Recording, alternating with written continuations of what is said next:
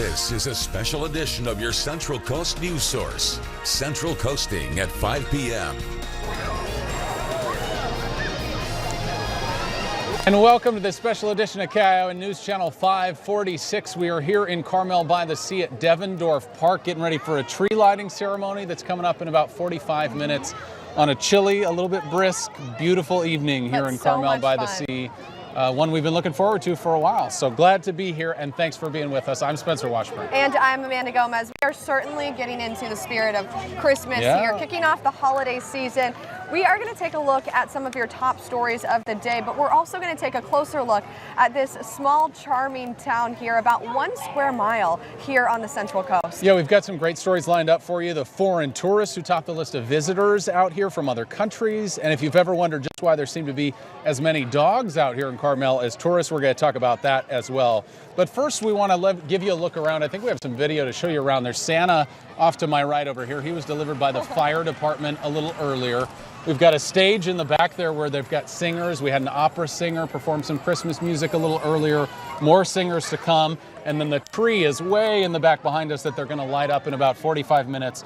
Right now, people just lined up for Santa. I think there's hot cocoa and tea or something over there that you can grab. But a lot of people, the park here, Devendorf Park, starting to get packed as people come down to enjoy this holiday celebration. A lot of excitement here. And before we get to all that, let's go ahead and bring in Matt Sizemore in our studio now, and he has a look at some of our top stories tonight. Matt? Yes, I do. Spencer and Amanda, thank you. Salinas police say the suspect accused of stabbing a 19-year-old man multiple times outside a Ross store in Salinas has turned himself in.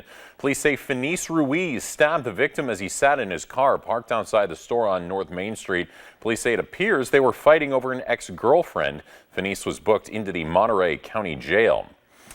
Campus police at UC Santa Cruz arrested Jose Calderon connected to the false imprisonment and kidnapping of a student Thursday. Police say Calderon was giving the woman a ride and refused to let her out of the car. The victim was able to jump out near Mission Street, suffering minor injuries. Happening right now is the swearing-in ceremony for Salinas' newest police chief, Adele Fresse. Here's a live look at the ceremony, or of the ceremony. Fresse is the first woman to ever lead the Salinas Police Department. She's taken over former Chief Kelly McMillan, who retired in September. Fresse was previously with the Greenfield Department. Many people are excited for the experience she's bringing to the police department. And Monterey County is working to roll out a new radio system for all first responders. This new digital system will allow law enforcement, fire, and emergency service agencies to encrypt or close radio channels during certain calls.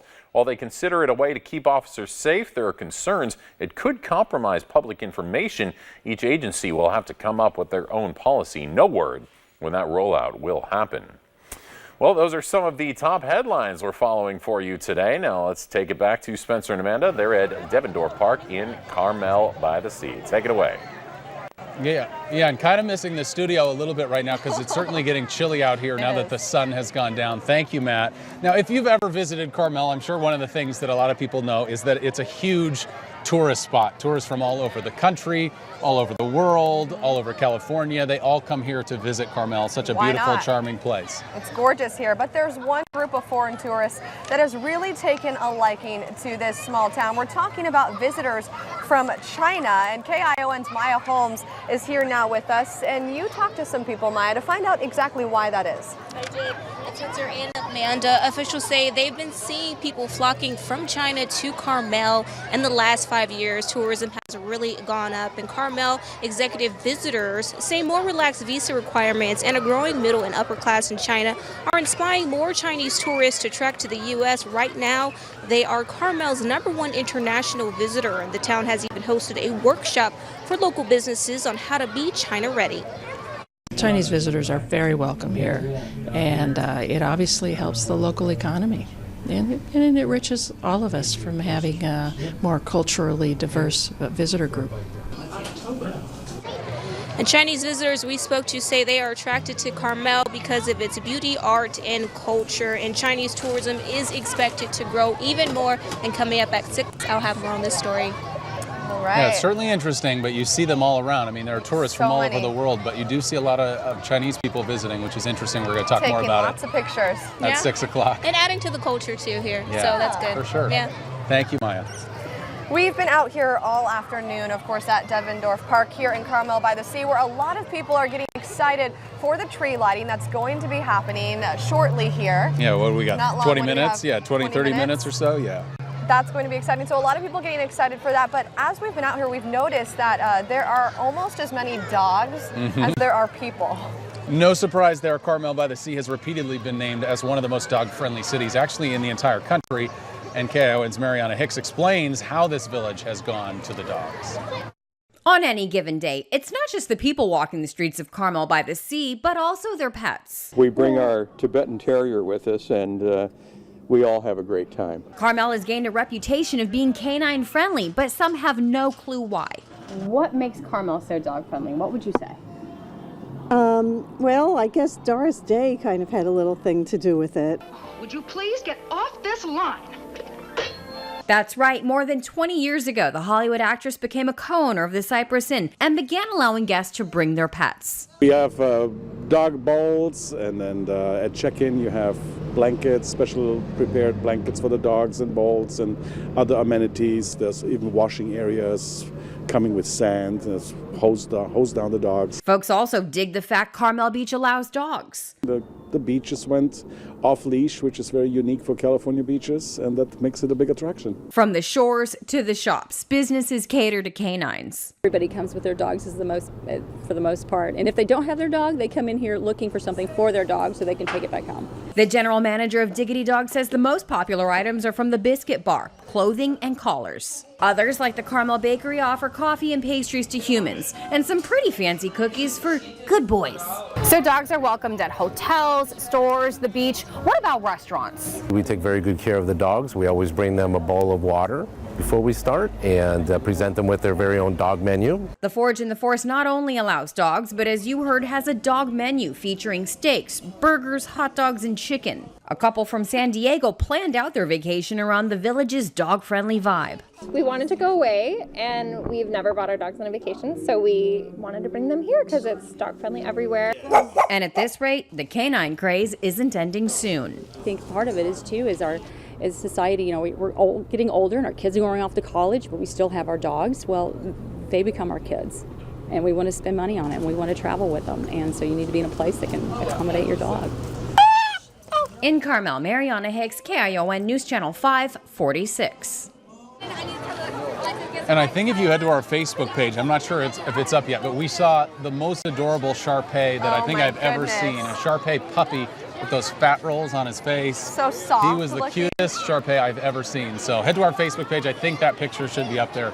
You guys can check that out. Certainly a dog-friendly town. So many adorable dogs out here tonight. Yeah. So something else Carmel has going for it, something unusual, is a lack of street addresses, and that can actually present some special challenges this holiday season. Yeah, especially in the age of Amazon, other online retailers with those delivery truck companies. They staff up to handle the extra demand, but then maybe they have a hard time finding the addresses. KION Sophia Moralio explains what makes Carmel special. Everyone here is really great. They've been here a long time. They're mostly my friends. The Carmel Post Office is like a great episode of Cheers, where everybody knows your name. You see people you know just about every day and their dogs. Some of them even go to the same church. I mean, it's very personable. And it's that way because Carmel-By-The-Sea does not have addresses, therefore no regular carriers, which is why for more than 10 years, Donna and Judd Jordan have walked to the post office. We love it. We love having to come to the post office, and gives us a incentive to get out and do our walks in the morning. A walk that many before them have taken. Ever since there's been mail service in the area, which goes back to the 1890s actually, even before there was the town of Carmel, people got used to going to the post office to get their mail, chat with everyone. It was a community gathering place. As the flow of mail increased, in 1926, the city council decided they wanted to do home mail delivery. So they passed a resolution forcing people to put numbers on their houses. And if you didn't, you could face criminal charges. They, however, were voted out of office and the measure repealed. With that first fight being over, this idea of numbering houses kind of went away. It became a point of pride, actually, that Carmel didn't have house numbers. A lot of people say it led to this tradition of naming people's houses instead of numbering them, and it became a pretty important part of the culture of Carmel.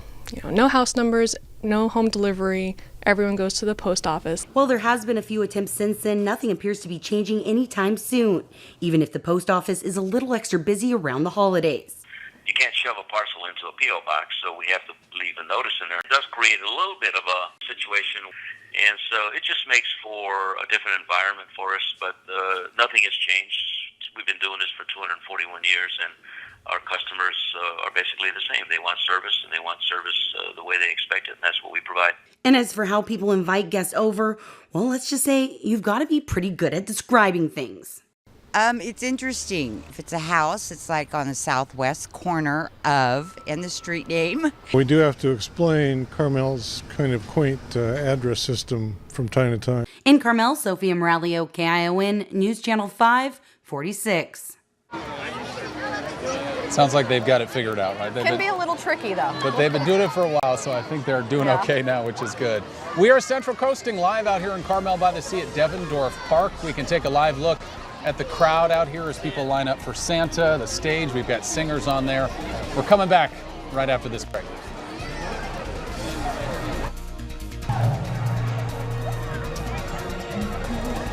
Welcome back. We are Central Coasting live here from Devendorf Park in Carmel-By-The-Sea on a chilly but lovely evening out here. Beautiful little town, and you won't have to walk far on Ocean Avenue to see cottages, beach houses, and modern homes, but the average price, it's going to cost you $1 million. Yeah, certainly not cheap out here. If you do own one of those places, or thinking about buying one, you can't just decide to add on like another bathroom or something. There are some pretty serious limits to what you can do with your property here in Carmel. Most of that now is because of water, a problem that goes back to the early 90s when a state agency found that the Carmel River was being overpumped without a permit. Now that ended up limiting the amount of water each property is entitled to, leading to something called water credits here that must be bought before homeowners or businesses can make changes to their property. Coming up tonight at 6 o'clock, we're going to explain how actor, director, former Carmel mayor, you might know the guy, Clint Eastwood, factors into all of this. We're going to talk about that coming up at 6 tonight. Yeah, looking forward to that. But now, look who we have with us. Hello. Our very own chief meteorologist, Dan Cianca, decided to join us. How are y'all doing tonight? Who I've never seen wearing a jacket before, so it must be cold out here. I was just trying to get people in the festive spirit there tonight because we've had some chilly mornings over the last few mornings, and it's going to get chilly tonight. It's comfortable right now, but you can definitely feel there's a nip in the air. Yeah. I do want to quickly talk about Carmel-By-The-Sea, how it's kind of a unique place on the Central Coast weather-wise. It's another example of our great microclimates. There's a ridge on the Monterey Peninsula that separates Monterey and Carmel, which can really have a difference between the weather in those two locations. And it's all about wind direction, just kind of an interesting thing. And then this summer with the Salinas fire, we saw that a lot of the smoke drained out of Carmel Valley into Carmel, whereas other places may have been a little bit clearer. So again, one of these great microclimates here on the Central Coast. Let's take a live look at the Dominicos Wharf Cam. We were talking about Monterey a second ago. See what it looks like there tonight. And we don't have the Dominicos Cam tonight, but we're clear here in Carmel. It's beautiful. Temperatures are in the 50s around the region. If we can pull up our weather maps now, mostly in the 50s around Monterey Bay. We have seen some areas already trying to dip into the 40s in our inland areas. And, it's going to be kind of a cool night out there with these temperatures beginning to drop. The other issue we've been dealing with today has been the wind. Winds out of the north have been over 20, 30 miles per hour at times in the higher terrain. Finally starting to see some of that wind die down, which is some good news if you don't like your home rumbling in the Santa Cruz Mountains. But we'll still see some gusts later this evening. Let's take a look at our evening planner now around the Monterey Bay area. For 7 p.m., expecting mostly clear and cool conditions. Temperatures near 50 around Monterey Bay. And by 8 p.m., we are still clear, but cooling off, getting cooler down into the upper 40s. By 10 p.m., we're talking about temperatures in the mid-40s and quite chilly temperatures. How about our forecast points into tomorrow? We'll remain clear and chilly overnight. Tomorrow morning, patchy frost certainly possible, maybe even up to some coastal areas. Now, not something that's really going to kill your plants near the coast, but you may have to scrape a little bit of frost off your windshield in some areas. Inland valleys will be much cooler, and we may see some minor plant damage from that. Tomorrow, though, with a very dry air mass in place, which is one of the reasons we have the cold temperatures overnight. We're going to be sunny and warm. Let's get a look at some temperatures around the region on your Saturday, because it's going to be a beautiful December weekend if you've got some plans outside. We start off cool up in Santa Cruz County, but temperatures recover. Look at that high of 69 in Scotts Valley, 67 downtown Santa Cruz, 67 in Ben Lomond, and even in the higher elevations, we're in the 60s. So a nice change of pace for folks who don't like the cold temperatures. On over to the south and to the east now. Watsonville, your high 66 tomorrow, 65 in Salinas. After a low of 32 tomorrow, Hollister, you get up to 67 degrees. On over to the Monterey Peninsula, you'll be looking for a high of 62 in Monterey tomorrow, 63 in Seaside. Carmel, we're looking at a high of 64 with a low after the 30s. So it's going to be a cool night overnight in Carmel. Finally, for our southern areas, in the Salinas Valley, highs in the upper 60s tomorrow. Carmel Valley, upper 60s. Look at Big Sur will be the warm spot tomorrow, around 70, but look at some of those lows. 26 in Bradley, 26 in Parkfield, 32 King City, 30 in the San Antonio Valley. Definitely a chilly morning. Now, how about that extended forecast? You know what? Weekend's looking good on the coast. Looking good. Mid-60s on average. A little cool in the mornings, but the afternoons will be nice and sunny. Monday will be a little breezy, and we'll start to cool down. Right now, it looks like much cooler weather on Tuesday as a weak cold front comes through. It's just going to bring cold air and not any rain, unfortunately. We'll do warm up a little bit into Wednesday and Thursday, and we're watching by the end of next week for potentially some rain. As for inland areas, a little breezy still tomorrow, but we'll be cooling off. Finally into next week, the weekend looking fantastic. Breezy Monday and Tuesday. Temperatures cooling off, highs back in the 60s Wednesday and Thursday. So a nice forecast. If you're heading out here tonight, tree lighting still like 5:45. You got time to come out here and enjoy it. And just dress warm. We're back after this. Over the last couple of years, there has been an influx of new and exciting restaurants here in Carmel, and we wanted to check out a couple in a segment we're going to call Contemporary Carmel. We've got with us food writer for the Monterey Herald, Raul Nava, to talk about a few and tell us where we are now and what's interesting about this spot. So we're at one of my favorite spots in Carmel, El Grillo, which is the sister restaurant to La Balena, which is consistently ranked as one of the best spots in town. Here's a list of the spots that Raul put together for us, and it's just a taste of what's available in the city, known for its great food and wine. What's happening these days is a lot of restaurants are opening up that are just taking a bit more of a casual, laid-back approach. You know, here at El Grillo, you can mix and match your pastas and really kind of customize your meal. And that's what Raul says sets these contemporary spots apart, something the owner of El Grillo agrees with. The kitchen is a little bit bigger than La Balena and allowed us to do everything from A to Z in a house. So from the pastas, braising meats, all the sauce, and plus we have even a pastry chef. It's all about choices, and that's what this new landscape of restaurants in Carmel is trying to offer. You've got a lot more places offering small bites and sharing plates. So it's just, shaking up, what's been a traditional dinner, so to speak, in Carmel with some fun and tasty new options. Yeah, it seems like a never-ending amount of fantastic restaurants here in Carmel. That was just a list that Raul gave us. It's up on our website if you want to check it out. We've got more coming up at 6 o'clock, too. Some hidden gems of Carmel. One place we actually went to today, La Bicyclette. Amazing. It has fantastic food. We're going to talk about that coming up at 6. But so many more. Check out our website, KION546.com for more of that. Also a lot of art galleries, right? We've been talking about, that's the other thing that Carmel has a lot of. Besides great restaurants, it's got great art galleries as well that are also often dog friendly because it's a dog town here. Walk around, you see all kinds of art galleries. So here to tell us more about them is our newest addition to the KION News team, Zach Fuentes. Hey guys, thank you so much for welcoming me. You guys have been great. I am so excited to explore and really help showcase this community. It's no question art galleries are a fixture here in town, but I had the chance this week to talk to people who enjoy art and also bring it here to the city. You can't turn a Carmel corner without walking past one of the city's signature art galleries. Pieces showing off Superman at Flight or Liz Taylor's Violet Eyes have tourists and locals alike in awe. Personally, I really enjoy browsing through all the art galleries. I can't afford the art, but I love art, and I have a few friends who are also art lovers. And I had nothing to do today, and I spent most of my day walking in and out at the art galleries. It was fascinating. Tourists like Josie have been coming to appreciate galleries in Carmel for much of the city's 100-year history. Carmel's been an art town ever since it was founded. It was started as an art colony back the turn of the century after the San Francisco fire in 1906. The first art gallery in Carmel itself didn't actually open until 1927, and that gallery was started by the Carmel Art Association just a couple months after it itself became an organization to support and promote its artists, the local artists of Carmel. Like any business, gallery owners have regulations to follow if they want to set up shop in Carmel. Carmel's website says 80% of all art must be created by one artist, or the artist has to work in a studio at the gallery.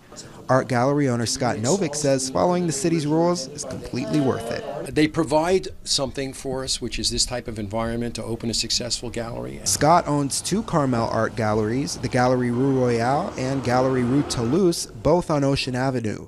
His company, French Art Network, also owns 2 galleries in New Orleans. He says a decision to bring a gallery to Carmel 10 years ago was easy. Carmel has very discernible art collectors.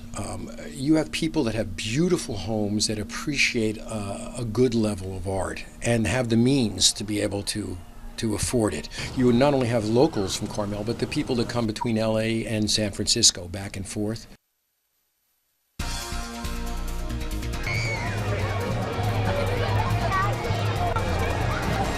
Welcome back. We are Central Coasting live here in Carmel-By-The-Sea for the tree lighting ceremony here at Devendorf Park. A gorgeous night. All right, so here in California, you need permits for a lot of things, to sell guns, to buy guns, to buy food, sell food. But what about wearing a pair of stilettos to dinner? Well, here in Carmel-By-The-Sea, that is the law. High heels are banned here in the city without a permit. This ordinance has been around since the 1960s. The city administrator created it to avoid any lawsuits from people who could trip and fall on the uneven sidewalks. Heels must be under 2 inches high and have a 1-inch base, or technically you are breaking the law. Brandy Anderson, sales manager at Lloyd's Shoes in Carmel, says this law has not stopped her from selling high heels over the years, but she says it is a great conversation starter with her customers. I do get a lot of tourists coming in that have read that somewhere and asked if they are enforcing it, and what do you still sell shoes or high heels? And yes, we sell high heels, and no, they're not out there enforcing it. Police will not stop you and write you a ticket for wearing them, but you can still get a permit just to be safe. Now, coming up at 6, we'll tell you how to get a permit, how much it will cost you, and also we're going to talk to people here in Carmel about what they think about this law. Yeah, smart to know, though, but like you said, No they're heels not on. really enforcing it. We're all following the law today. We are Central Coasting live in Carmel at Devendorf Park. We will be back at 6 o'clock. We'll see you then. See you then.